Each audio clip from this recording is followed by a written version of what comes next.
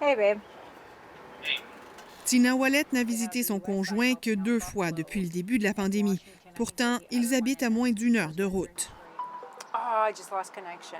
Chacun de leur côté de la frontière.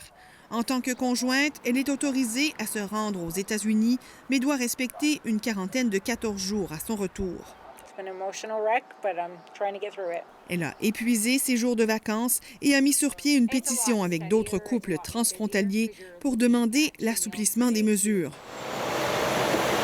Et en amour, comme en affaires, les voix pour demander un allègement se multiplient. Open the border, maybe not fully, but with some restrictions, but let's ease those restrictions by employing this, be it rapid testing kits, be it, tracing tracking app, and so on.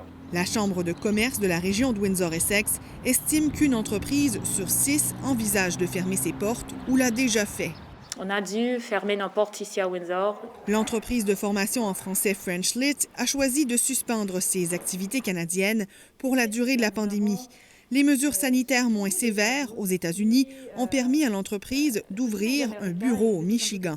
Quand je suis dans le Michigan, à Détroit, il y a beaucoup moins de masques. Les gens ils vivent assez normalement.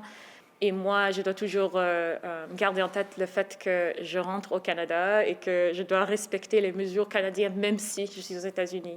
Comme elle, des milliers de voyageurs traversent la frontière presque chaque jour pour le travail ou des motifs jugés essentiels. Si le nombre de voyageurs terrestres non commerciaux s'élevait environ à 65 000 par semaine depuis plus d'1 an, l'Agence des services frontaliers du Canada a enregistré plus de 85 000 voyageurs en une semaine au début du mois de mai.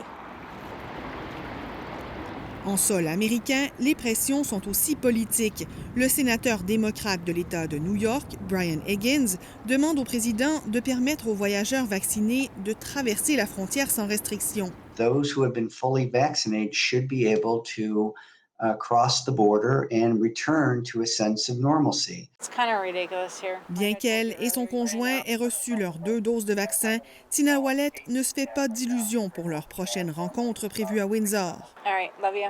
À moins d'un changement, son conjoint devra s'isoler 14 jours avant de la prendre dans ses bras. Ici Catherine Brulotte, Radio-Canada, Windsor.